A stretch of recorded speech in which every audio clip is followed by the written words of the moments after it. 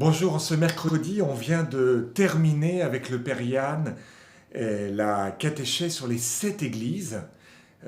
Saint Jean regarde chacune des églises à la fois dans leur beauté, hein, et à la fois dans leur maladie, leur tiédeur, l'incapacité à aller jusqu'au bout, la fidélité, le fait de faire rentrer dans l'église des hérésies, etc.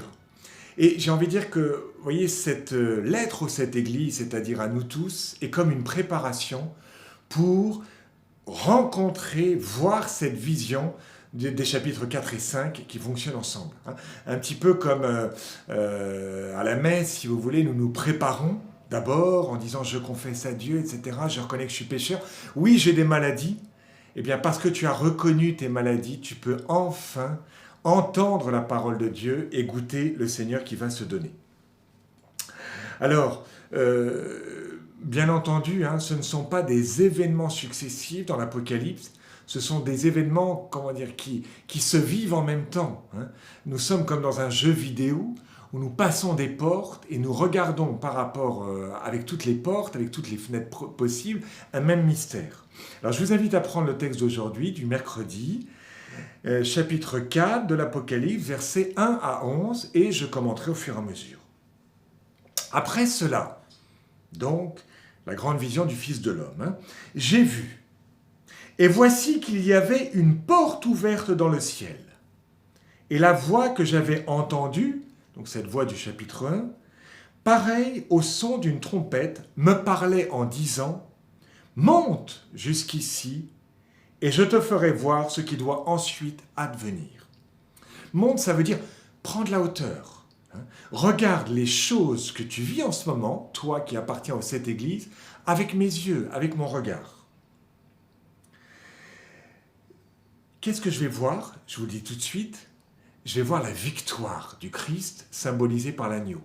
Très important, c'est-à-dire qu'au début de l'Apocalypse, après la lettre aux 7 églises, tout de suite on nous dit « le Christ est victorieux ».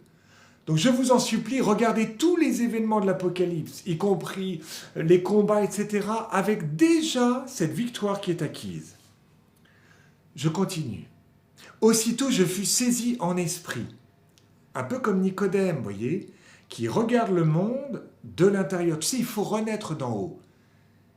Et le voyant est saisi en esprit, il comprend les choses avec l'Esprit Saint, du point de vue de Dieu.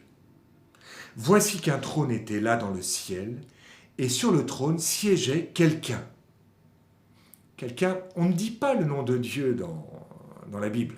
Hein. Alors pour ne pas le dire, on dit quelqu'un, ou le Tout-Puissant. Et ce personnage divin, il est où? Il est sur un trône. C'est-à-dire qu'il est en Dieu, il est Dieu. Ça veut dire la transcendance. Le trône, c'est ce lieu où l'humain ne peut pas arriver en quelque sorte. Celui qui siège a l'aspect d'une pierre de jaspe ou de cornaline. Il y a tout autour du trône un halo de lumière avec des reflets d'émeraude. Là, on retrouve les couleurs qu'on a dans le pectoral du grand prêtre, hein, donc en Exode 28, dans la parure du roi de Tyr, dans les fondations de la Jérusalem céleste. Donc, un roi, un grand prêtre, la Jérusalem céleste, voilà.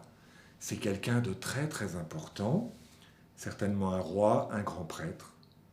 En tout cas, il est celui qui est au-delà de nous et qui en même temps qui est en nous. Je fus saisi en esprit. Et cette présence de Dieu dans la foi chrétienne, hein, on a notre catéchèse, elle est extérieure à nous, Dieu est extérieur, et Dieu est en nous. Ça s'appelle le baptême, hein, Dieu se rend présent. On dit par des images qui est Dieu.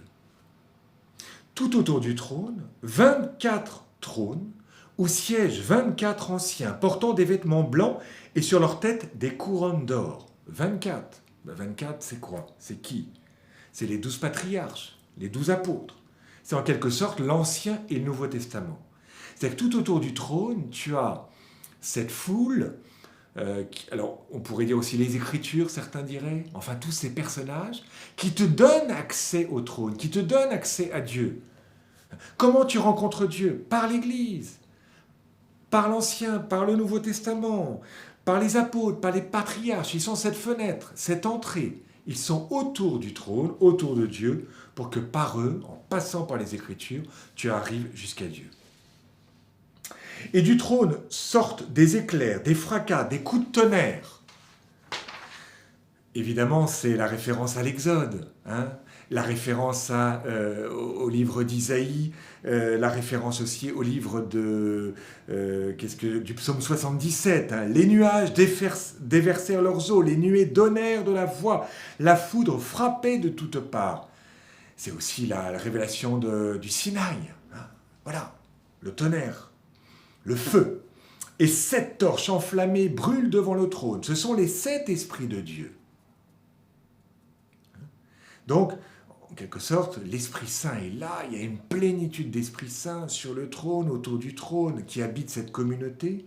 Et devant le trône, il y a comme une mer, aussi transparente que du cristal. Évidemment, Dieu est où? Il est au ciel. Le ciel dans la Bible, c'est le firmament, c'est les eaux du dessus. Et vous avez les eaux du dessous. Et l'homme est entre les deux, entre le ciel et la mer, et il est sur cette terre ferme. Donc Dieu est au-dessus des eaux du dessus. Bon. Il est au-dessus de la mer, au-dessus, il est au ciel. Bon. Ça, c'est une première interprétation. On va dire, en fait, Dieu, il est au-dessus de la mer au sens, il est au-dessus du mal. La mer dans la Bible, c'est le mal. Alors, il est au-dessus du mal. D'accord. Bon. Et lui, devant lui, il y a cette mer transparente, mais qui est comme du cristal, c'est-à-dire que la mort est transformée en vie. Au milieu, autour du trône, 4 vivants, ayant des yeux innombrables en avant et en arrière. Autour du trône et au milieu du trône. Alors, c'est au milieu du trône ou c'est autour du trône? Mais c'est les deux. 4 vivants, 4, c'est le chiffre de la terre, c'est le monde. Donc, comme si le monde était en Dieu. Le monde était tout près de Dieu et Dieu habitait le monde. Hein? Quand Jésus appelle, il appelle 4 disciples au départ, Simon, André, Jacques et Jean. Hein? Et vous allez aller aux extrémités de la terre, au nord, au sud, à l'est, à l'ouest. Hein? Le chiffre 4 est toujours le chiffre du monde, le chiffre de la terre. Bon, alors, cette création, elle est symbolisée par 4 vivants. Et c'est ce qu'on nous dit. Le premier vivant ressemble à un lion, l'animal le plus noble, hein, fort. Le deuxième vivant ressemble à un jeune taureau, l'animal le plus puissant. Le troisième vivant a comme un visage d'homme. L'homme, c'est le symbole de l'intelligence. Le quatrième vivant ressemble à un aigle en plein vol, et c'est évidemment l'animal le plus rapide. Les 4 vivants ont chacun 6 ailes, avec des yeux innombrables, tout autour et tout dedans. Jour et nuit, ne cessent de dire « Saint, Saint, Saint le Seigneur Dieu, le souverain de l'univers, celui qui était, qui est et qui vient. » Pourquoi ils ont ces yeux? Pourquoi ils ont des yeux innombrables en avant, en arrière? Ça veut dire que cette création, elle est gouvernée par Dieu, qui voit toutes choses, qui conduit toutes choses à sa finalité. Dieu est maître. Et cette création, elle est comme transfigurée, surélevée, symbolisée par ses ailes. Hein? Donc, ces 4 vivants, en quelque sorte, sont comme le symbole d'anges, d'êtres qui vont gouverner, qui vont prendre soin de la création. Alors, attention, je le dis au passage, certains ont dit, les 4 vivants, ce sont les 4 évangélistes. Non, non, ça, c'est à partir de Saint Irénée, on a symbolisé les 4 vivants en faisant un lien avec les 4 évangélistes. Pourquoi? Je vais vous montrer un évangéliaire.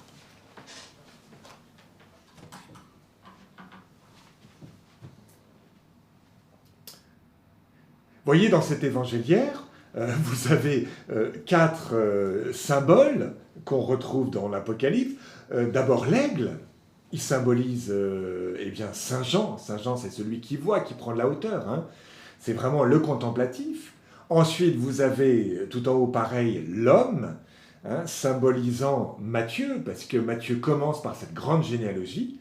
En bas, je lève un petit peu plus, vous avez le taureau symbolisant Luc. Pourquoi? Parce que Luc commence par le temple, et encore en bas, vous avez le lion symbolisant Marc, puisque Marc commence son évangile au désert.